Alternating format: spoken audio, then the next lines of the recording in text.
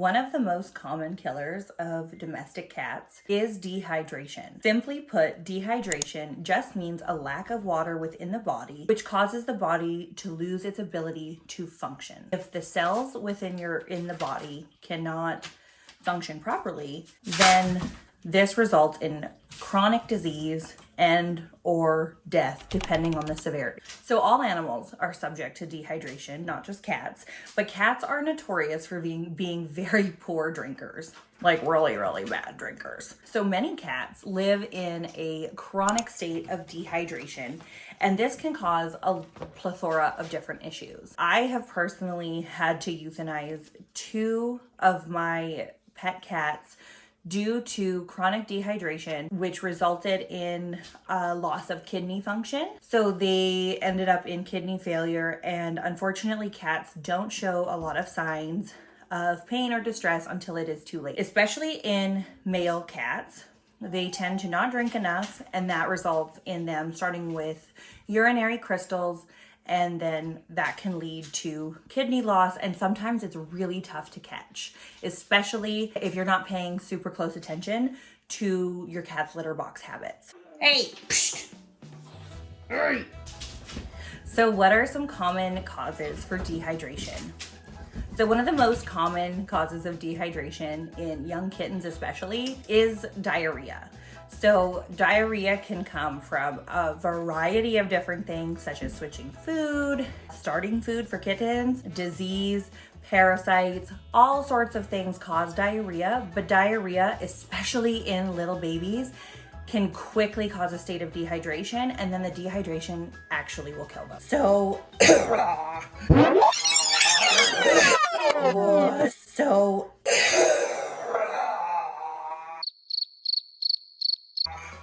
So of course, understanding the cause of the diarrhea is super important, but it is even more important to offset the dehydration that is caused by the diarrhea, so you can buy yourself time to figure out what caused the diarrhea. So heat. Heat is another common cause. Just like with humans, heat can cause a cat to perspire more and damn cats. I swear to God, my cats sleep all day until I'm filming, okay? Yeah, that's like, really, guys? You guys are just causing troubles. So heat, just like with humans, cats can get heat stroke, which can cause diarrhea. Sometimes if it's super hot and they're feeling like particularly lazy, they might just be too lazy to go get water, and then the heat, bro, like, are you kidding? Are you kidding? But another less common, no, that's not the right word. Another less thought of instance of heat is if a cat is running a fever. So a fever typically means something is unwell. Get out of there. No. So fever is typically caused by an illness of some kind, and the underlying illness is important to understand, but you need to be able to recognize the signs of dehydration so that the cat doesn't fall victim to the effects of dehydration. That seemed like a weird way to say that. In domestic cats, hopefully this isn't a common issue, but of course, just a lack of access to water can cause dehydration. In a rescue scenario, this is something that you might see a little bit more frequently, but fortunately, this is also the easiest one to fix. But even in the best household, sometimes water can get knocked over, or something can fall and they can lose access to the water. If it were a hot day, that could cause dehydration very, very quickly. So it's really important to understand what the causes of dehydration are so that you can create an accurate treatment plan. You don't always need to go to a vet for dehydration, especially if you know what the cause of the dehydration is.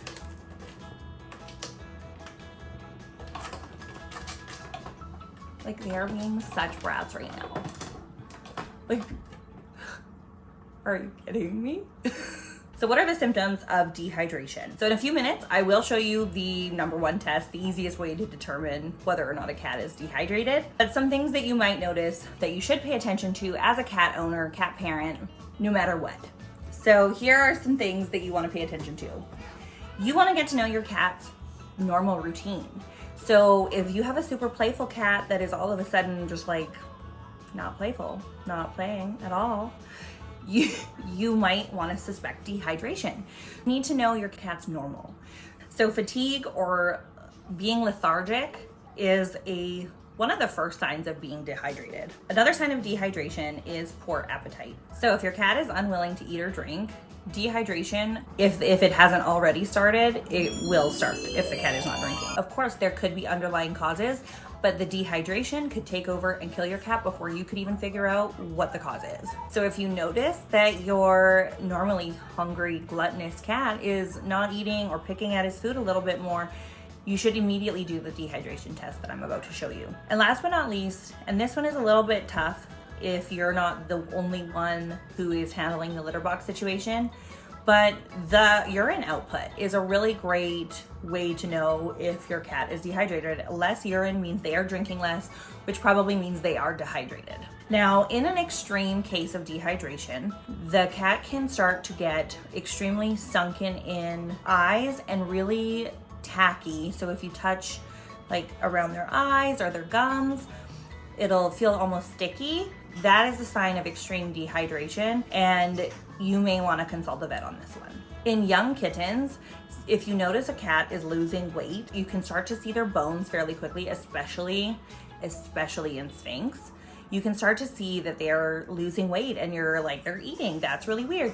So that is actually a sign of dehydration. I noticed this in my rabbits as well. If they start getting bony, they're dehydrated. Almost 100% of the time. Okay, so what is the test? This is a simple test. A lot of people already know this test, and this test can actually be used in other species, not just cats. But I really like to demonstrate this on a Sphinx because they're naked, so the fur's not in the way, so it's extra visual. Now that I actually need my cats, they're all gone. Hilarious. Nixie boy, come here boy. So this is Nix. This is one of the first kittens that he was from our first litter of Sphinx kittens. And he's the best boy ever. Yes, he's the best boy ever. So the first step to doing the dehydration test is to get them calm, because he knows I'm doing something. So he's like, totally like, what the heck? So I just have to pet him to make him know that it's okay. I do this test literally every day on all of my cats at some point or another, just when I'm touching them, because it's so simple and it gives you a really good indication of their hydration level. So we're petting them, we're doing that. And you just want to grab the skin at the base of the neck, right in the shoulders, and see how it snaps back really quickly? Boing, boing. And you can do this along here, and everything snaps back pretty quickly.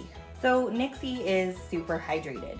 Now, if the skin were to take a slower time, so if it was like, ooh, then you would know that he is less hydrated. And if the skin stays standing up, then you know you need to act quickly. Oh yes, always a good boy. Who's a good boy? Oh yes, he's a good boy. Who's a good boy? Oh, getting that sunshine. So when it comes to dehydration, prevention is worth so much more than curing it. So what are 3 ways that you can prevent your cat from becoming dehydrated? Number 1, use a fountain. So I really like this fountain. It was super cheap on Amazon, and I will link this in the description below. It is super cheap. It took me 2 seconds to install, and I love that it's clear, so I can actually see when it's getting grimy, because sometimes when you can't see, especially when you have ADHD, sometimes if you can't see the mess, it doesn't exist. So I like the clearness so I can visually see when it needs to be cleaned. Next up is feeding wet food or raw food.